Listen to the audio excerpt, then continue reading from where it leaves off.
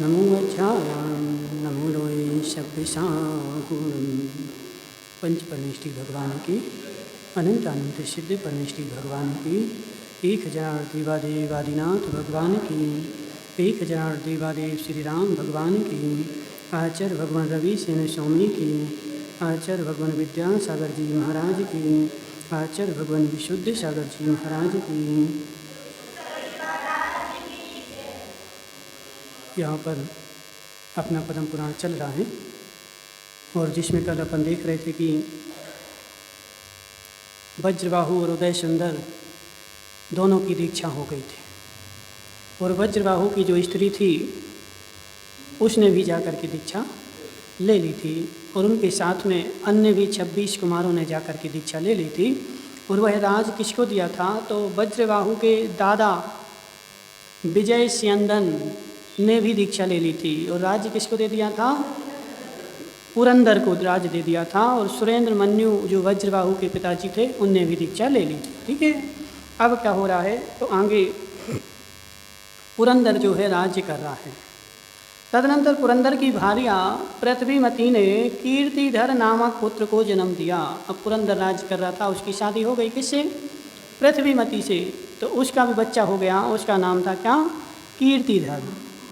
वह पुत्र समस्त प्रसिद्ध गुणों का मानुसागर ही था और अपनी सुंदर चेष्टा से समस्त बंधुओं की प्रसन्नता को बढ़ाता हुआ विनयी कीर्तिधर क्रम से यौवन को प्राप्त हो गया। और वह कीर्तिधर जो था विनयवान था, विनय संपन्न था और अपनी विनय आदि गुणों को बढ़ाता बढ़ाता बड़ा हो गया। तब राजा पुरंदर ने उसके लिए कौशल देश के राजा की पुत्री स्वीकार करी। अब वो पुरंदर का बेटा कीर्तिधर जो था वह भी शादी की योग हो गया, तो उसकी शादी किससे करी, कौशल देश के राजा की पुत्री स्वीकृत करी। इस तरह पुत्र का विवाह कर राजा पुरंदर विरक्त हो घर से निकल पड़ा। उस समय जो प्रथा ही थी, ठीक है, जैसे बेटे की शादी होती और पिता जो था वैराग्य को धारण करके और घर से निकल जाता था, तो पुरंदर के बेटे की शादी हो गई, उसको वैराग हो गया और वो घर से निकल गया। और गुण रूपी आभूषणों को धारण करने वाले राजा पुरंदर ने क्षेमंकर मुनिराज के समीप दीक्षा धारण कर ली। पुरंदर ने कौन सी महाराज से धारण करी, क्षेमंकर, ठीक है। और कर्मों की निर्जरा का कारण कठिन तप करना प्रारंभ किया। इधर शत्रुओं को जीतने वाला राजा कीर्तिधर कुल क्रमागत राज्य का पालन करता हुआ देवों के समान उत्तम भोगों के साथ सुख पूर्वक क्रीड़ा करने लगा। और अब कीर्तिधर बड़ा हो गया और अपने राज्य का पालन करते हुए सबको हराते हुए सुखपूर्वक उत्तम भोगों को भोगने लगा। अथानंतर किसी दिन शत्रुओं को भयभीत करने वाला प्रजावत्सल राजा कीर्तिधर अपने सुंदर भवन के ऊपर नल कुंवर विद्याधर के समान सुख से बैठा हुआ सुशोभित हो रहा था। एक दिन कहाँ बैठा था, अपनी छत पे बैठा था और सुख से बैठा बैठा सुशोभित हो रहा था। उसकी दृष्टि राहु विमान की नील कांति से आच्छादित सूर्य मंडल पर पड़ी। उसकी दृष्टि कहाँ पड़ी, सूर्य मंडल पर, ठीक है, राहु विमान की नील कांति से आच्छादित सूर्य विमान पर पड़ी। यानी उस दिन सूर्य ग्रहण हो रहा था, ठीक है, राहु सूर्य को ग्रस रहा था, तो उस दिन सूर्य ग्रहण हो रहा था। उसे देखकर वह विचार करने लगा कि ओ उदय में आया हुआ कर्म दूर नहीं किया जा सकता। संसार में जिसको वैराग आना हो तो ऐसा कोई संसार की वस्तु नहीं जो निमित्त ना बनती हो। खुड़निया माँ, देव शास्त्र गुरु मिले तभी वैराग हो, ऐसा नियम नहीं है। जिसको वैराग आना है तो संसार की प्रत्येक वस्तु वैराग का कारण बन सकती है, और जिसको नहीं आना है तो साक्षात तीर्थंकर भी आ जाए तो वो लौट करके अपने घर आ जाता है, हमें तो घर में ही रहना है, ठीक है। तो इनको कीर्तिधर राजा ने क्या देखा कि सूर्य ग्रहण देखा, और सूर्य ग्रहण देख करके इनकी दृष्टि पड़ी और इन्होंने विचार किया कि संसार में आया हुआ कर्म दूर होने वाला नहीं है, सबको कर्म काटना ही पड़ेगा। सूर्य भीषण अंधकार को नष्ट कर चंड मंडल को कांतिहीन कर देता है तथा कमलों के वन को विकसित करता है, वह राहु को दूर करने में समर्थ नहीं है। सूर्य क्या करता है, चंद्रमा की कांति को भी कांतिहीन कर देता है। क्या होता, जब कृष्ण पक्ष आता है तो कृष्ण पक्ष में दिन में सूर्य रहता है और चंद्रमा भी रहता है, दोनों एक साथ रहते हैं। लेकिन सूर्य की रोशनी के कारण चंद्रमा कहाँ विलीन हो गया कोई दिखता नहीं है, उसको तेजहीन कर देता है। ठीक है, तो सूर्य के पास इतनी सारी शक्ति है, लेकिन वह भी राहु के द्वारा गिरसा जाता है। जिस प्रकार ये सूर्य नष्ट हो रहा है, उसी प्रकार यौवन रूपी सूर्य भी जरा रूपी ग्रहण को प्राप्त कर नष्ट हो जाएगा। अब अभी तो डोकरा बैठे यौवन है, इस यौवन को कौन ले जाएगा बताओ? जरा रूपी सूर्य ग्रहण कर लेगा और ग्रस्त करके नष्ट कर देगा, इसलिए यौवन भी बचने वाला नहीं है। मजबूत पास से बंधा हुआ यह बेचारा प्राणी अवश्य ही मृत्यु के मुख में जाता है। मजबूत पास से भी बांध दो, खंभे से भी बांध दो, तो मृत्यु रूपी यमराज जो है उसको ग्रस लेता है। इस प्रकार समस्त संसार को अनित्य जानकर राजा कीर्तिधर ने सभा में बैठे हुए मंत्रियों से कहा कि अहो मंत्रीजनों, इस साग्रांत पृथ्वी की आप लोग रक्षा करो, मैं तो मुक्ति के मार्ग में प्रयाण करता हूँ, मैं मुक्ति के मार्ग में जाता हूँ। क्या बोल रहा है राजा कीर्तिधर कि हो मंत्रीजनों, मुझे संसार में नहीं रहना, बैठ जाओ शांति से मुझे संसार में नहीं रहना है। आप लोग एक काम करो कि आप लोग इस संसार का, इस राज्य का पालन करो, मैं तो जाता हूँ कहाँ? दीक्षा लेने। देखो यहाँ तो बेचारे डोकरा हो जाएं, दिन भर खांसे, लेकिन फिर भी नहीं जाएं। और यहाँ कीर्तिधर मुनिराज महाराज जो है वह अभी युवा हैं और राज्य का संचालन कर रहे हैं, लेकिन राज्य का संचालन करते करते उनके ऐसे परिणाम हो रहे कि मंत्रियों तुम राज्य का पालन करो और मैं तो जा रहा हूँ कहाँ? दीक्षा लेने। राजा के ऐसा कहने पर विद्वानों तथा बंधुजनों से परिपूर्ण सभा विषाद को प्राप्त हो गई और उस पुरुष ने उससे इस प्रकार बोली कि हे राजन, इस समस्त पृथ्वी के तुम ही एक अद्वितीय पति हो। यह पृथ्वी आपके अधीन है तथा आपने समस्त शत्रुओं को जीता है। मंत्री लोग क्या बोल रहे हैं? जो पृथ्वी है वह मेरी नहीं है, किसकी है? ये आपकी है, आपने जीती है, तो आप ये काम करो कि इसको सुशोभित हो। उन्नत पराक्रम के धारक अभी आपकी नई अवस्था है, इसलिए इंद्र के समान आप ही राज्य करो। अभी तुम्हारी उम्र क्या है जिनेंद्र भाई? और तुम दीक्षा लेने जा रहे हैं। अभी तो तुम क्या करो? राज्य का पालन करो, अभी राज्य पालन करने की उम्र है। इसके उत्तर में राजा ने इस प्रकार कहा कि जन्म रूपी वृक्षों से संकुल व्याप्त बुढ़ापा वियोग रूपी आरती रूपी अग्नि से प्रज्वलित है, अत्यंत दीर्घ है। ऐसी इस विषण रूपी अथवी को देखकर मुझे भारी भय उत्पन्न हो गया है। कल सरवार सिद्धि में ही बताया था, संसार से कौन तिरता है बताओ? किसको तिरता है? कौन तर पाता है? जिसको संसार से डर लगता है वही संसार से तरता है, और जिसको संसार में मजा आ रहा वो क्यों संसार से तरे? जिनेंद्र भाई नदी में गए, नहा रहे थे, नहाते नहाते मजा आ रहा, कब तक नहाओगे बताओ? कब तक नहाओगे? है जब तक मजा आएगा, और जैसे घबराहट होने लगेगी तो उससे निकलने का प्रयास करोगे। तो इसे जो संसार है ना, ये भव संसार सागर है, इसमें जीव कब तक रहेगा? जब तक मजा आएगा, आनंद आएगा, तब तक यहाँ रहेगा। और जैसी घबराहट होगी तो फिर पुरुषार्थ करेगा, मुझे इस संसार से बाहर निकलना है, मुझे नहीं रहना। तो कीर्तिधर महाराज जो थे वो क्या बोल रहे? मैं इस संसार से जो है मुझे भारी डर लग रहा है, अब मुझे नहीं रहना। खोडनिया माँ, तुम्हें नहीं लगता डर? डर लगेगा तो निकलने का पुरुषार्थ करोगे। जब मंत्रीजनों को राजा के दृढ़ निश्चय का बोध हो गया तब उन्होंने बहुत से बुरे हुए अंगारों का समूह बुझाकर उनकी किरणों से सुशोभित अत्यंत वेदूर मणि रखा, सो उसके प्रभाव से वह बुझे हुए अंगारों के समूह प्रकाशमान हो गया। ये क्या कर दिया? अच्छा, इन्होंने क्या किया? एक बेडूर मणि कहाँ रखा? बुझे हुए अंगारों के पास रखा। जो अंगारे बुझ गए थे ना, तो वह बेडूर मणि होता है। अब तो अपन ने तो देखा नहीं, पूर्व काल में होते थे, अब इस काल में तो वो नहीं होते। ठीक है, जैसे मणियाँ नहीं होती। तो बेडूर मणि जो होती है वो अंगारों में आगी लगा देती है, इतनी तेज होती है, सूर्य के समान प्रकाशमान तेज होती है। तो जैसे ही वो बेडूर मणि रखी और वह बुझे हुए अंगारे पुनः जलने लगे। तदनंतर वह रत्न उठाकर बोला कि हे राजन, जिस प्रकार उत्तम रत्न से रहित अंगारों का समूह सुशोभित नहीं होता, उसी प्रकार आपके बिना यह संसार सुशोभित नहीं होता। जैसे ये अंगारे जो है किसके कारण सुशोभित हो रहे हैं? बैडूर मणि के कारण।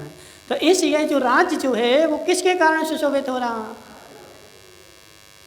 देखो घर वाले कितना समझाएं, अब काका को समझाते हैं घर वाले, क्या हे काका घर में रहो, तुम्हारे ही कारण घर की शोभा है, हम कहाँ जाएंगे, हम क्या करेंगे, सब समझाते हैं।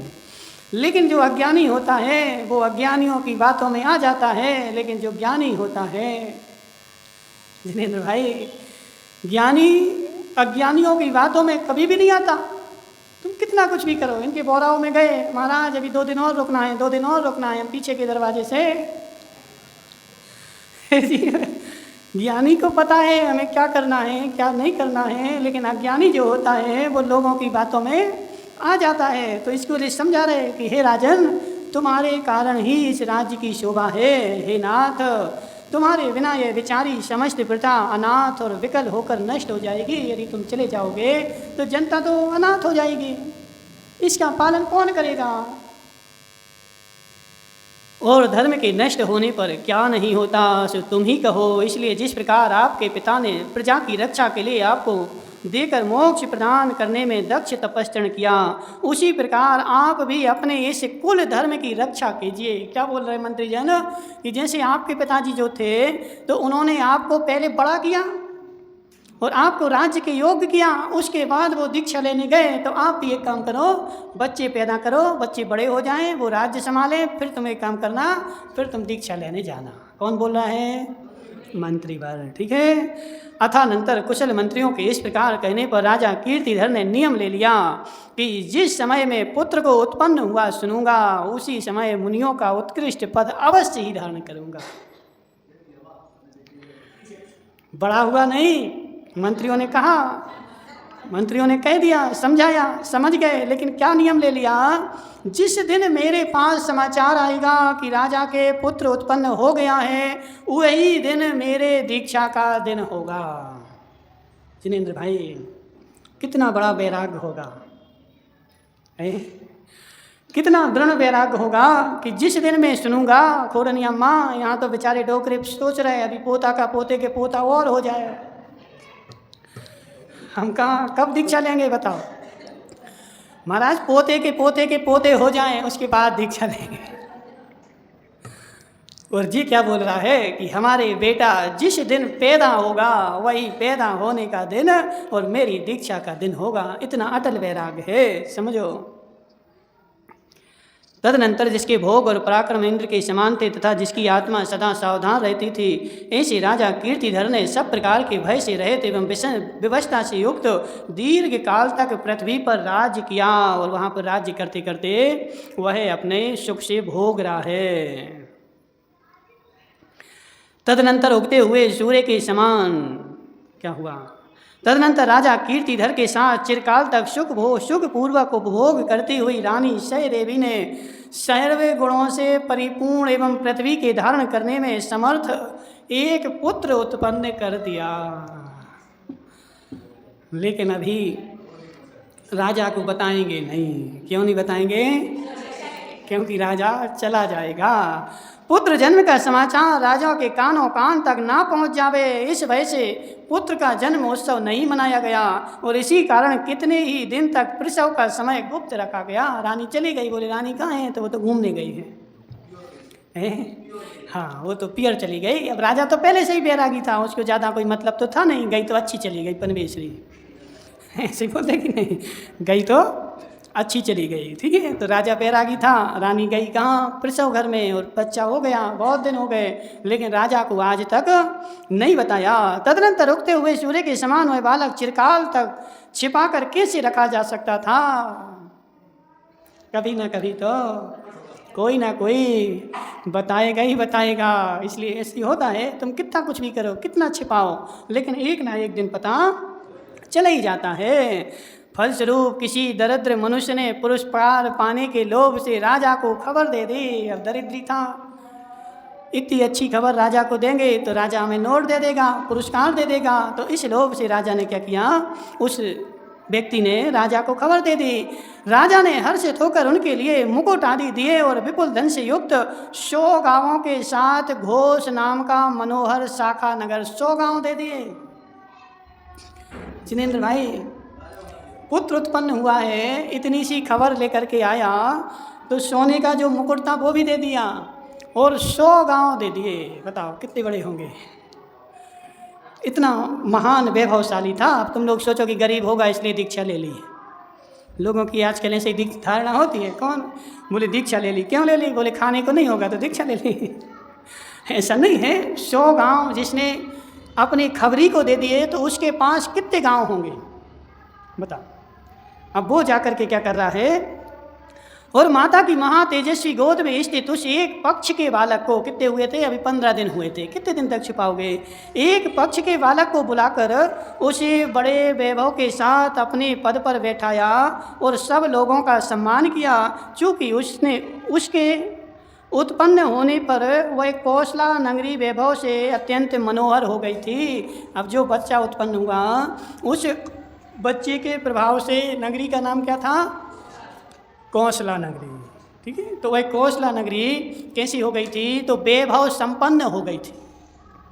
जिनेंद्र भाई, तुम्हारे घर में भी बच्चा उत्पन्न हुआ है तो यदि वह पुण्यवान है तो पुण्यवान बच्चे के आने से घर में संपदा आ जाती है, और पापी बच्चा आ जाए तो संपदा चली जाती है। ऐसा नियम है। ठीक है, तो यह भी जो बच्चा आया है ये सब तीव्र पुण्यात्मा जीव हैं, जिनकी पीढ़ी दर पीढ़ी दीक्षाएं हो रही। ये तीव्र पुण्यात्मा हैं, सब चरम शरीरी। खोड़नी अम्मा कैसे?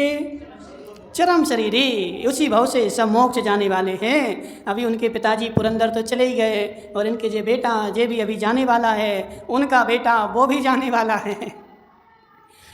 और जो चरम शरीर लेकर के आया है उसके पुण्य की महिमा बखान करना महान कठिन है।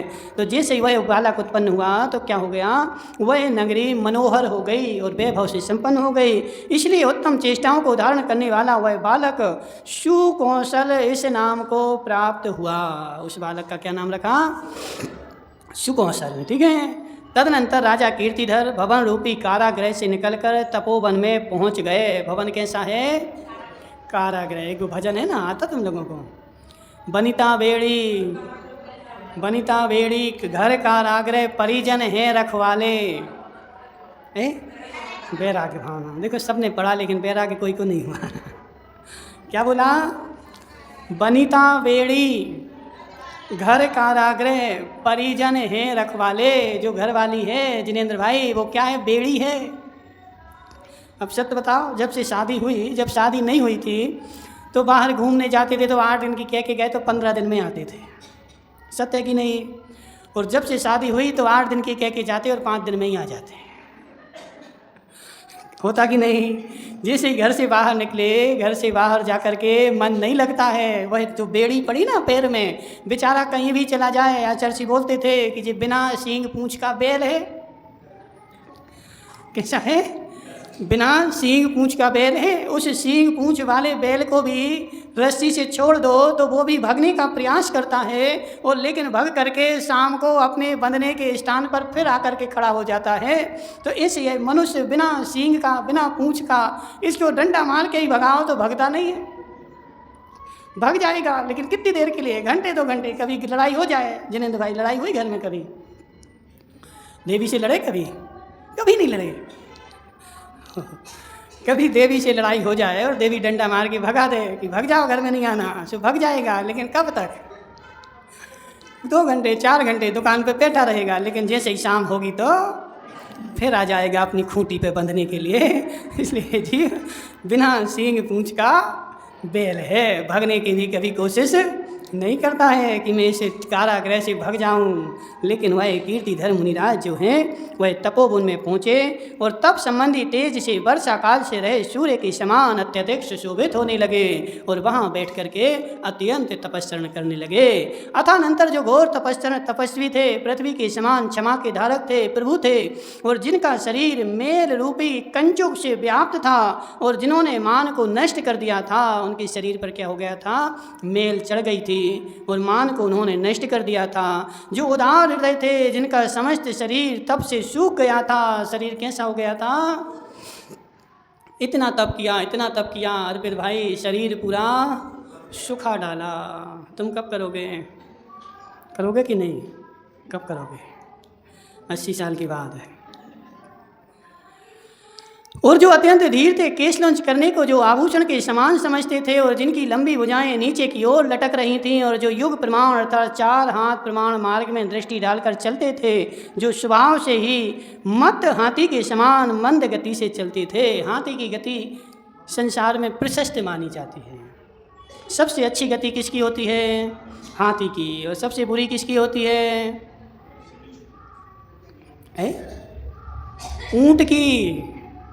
ऊंट की गति जो है अप्रशस्त है। कभी भी उसकी पैर देखना ऐसे घूमते हैं, ठीक है, वो अप्रशस्त है।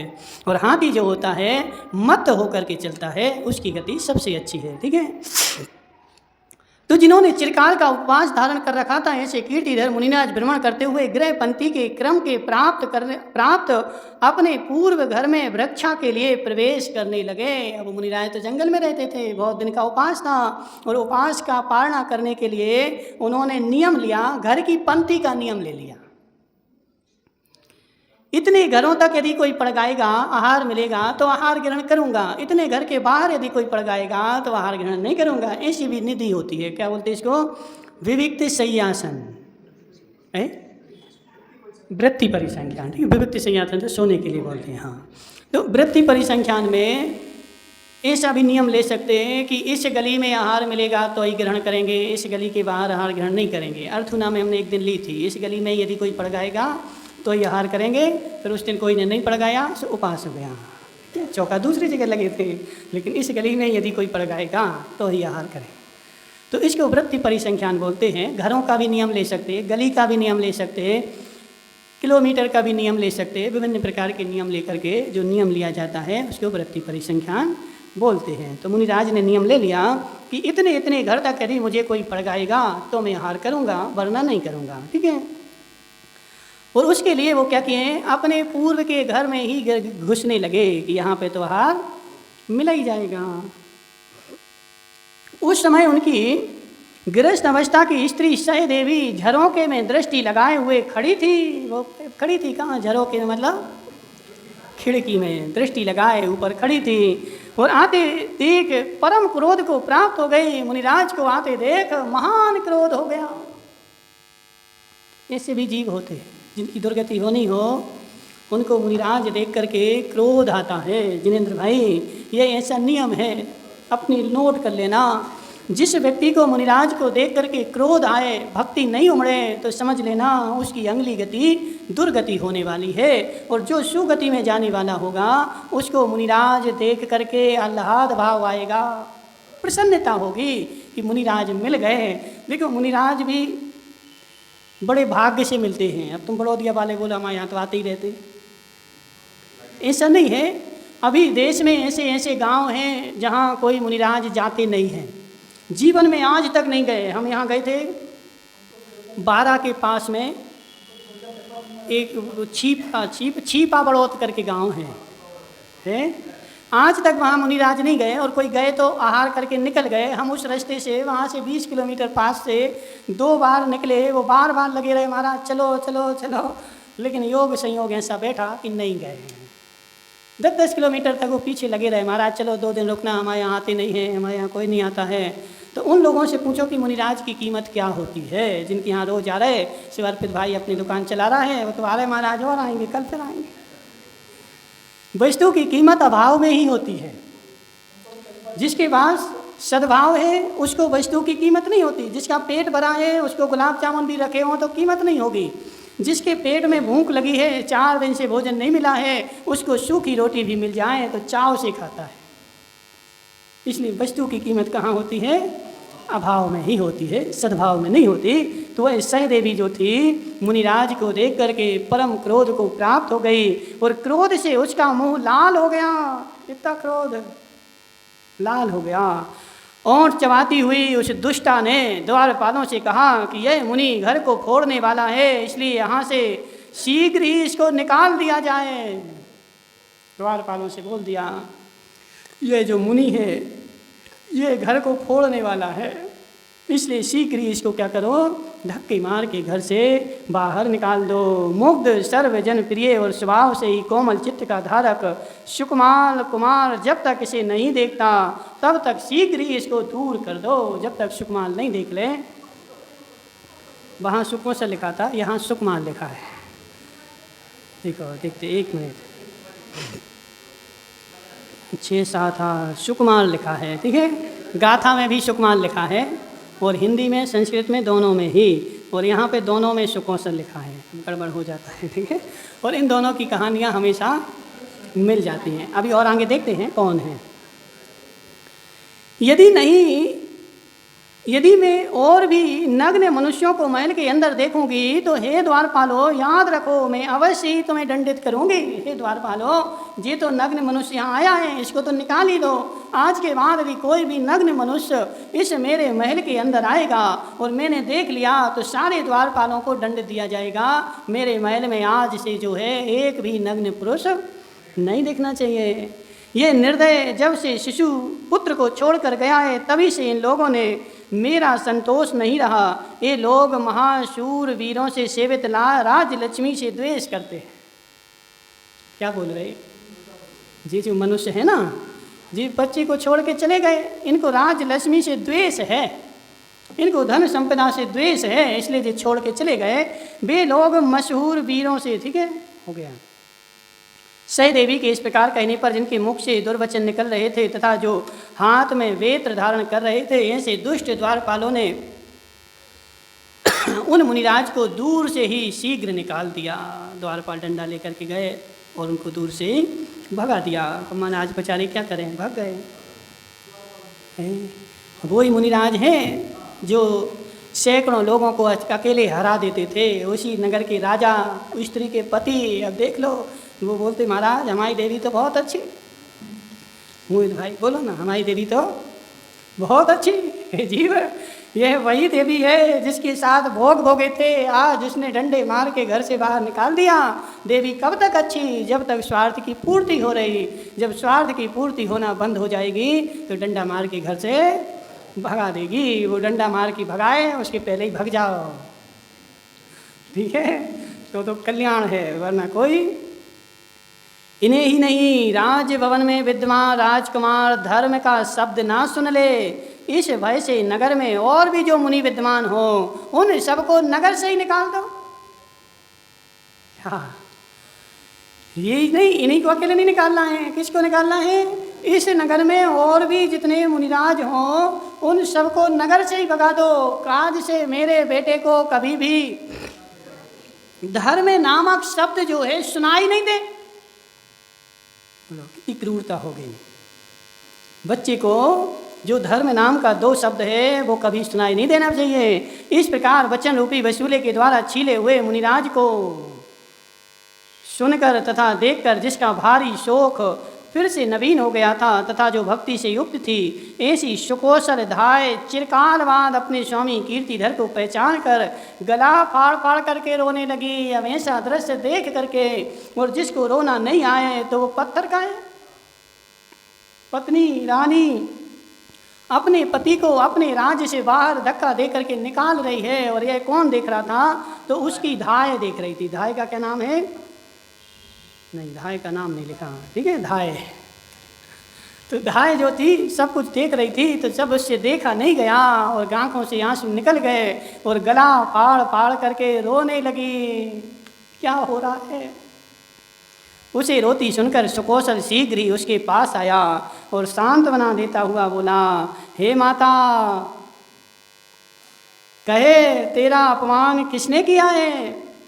माता ने, तो इस शरीर को गर्भ मात्र में धारण किया है, लेकिन तूने जो है आज तूने मेरा पालन किया है। पहले के ज़माने में धाय होती थी, ठीक है, वो क्या करती थी, बच्चों का पालन करती थी। आज भी होने लगी, यहाँ नहीं है, बड़े शहरों में जाओगे तो वहाँ पे वो हमें नहीं पता क्या होता है। जो अब बेचारे पति पत्नी तो दोनों सर्विस करते हैं, अब 1 साल का बच्चा है, 6 महीने का बच्चा है, उसको सब वहाँ लेके कहाँ जाएं, तो वहाँ वो महिलाएं अलग होने लगी हैं तो उनके यहाँ छोड़ जाते हैं, वो दिन भर पालती हैं, और शाम को ले आती हैं, या फिर घर में ही एक महिला रख लेते हैं, जैसे अर्पित के यहाँ है ना, वो दिन भर बच्चे को ही लेके घूमेगी। हाँ, समझो बात को। तो ऐसी धाय होती थी हे जीव, तो वह धाय जो है पालन पोषण करती थी बच्चों का, और वह पालन पोषण करते करते उसको बड़ा करती थी, माता माता जन्म देती थी। अब आगे क्या होगा तो देखेंगे कल। ओम नमः सिद्धिभ्याम।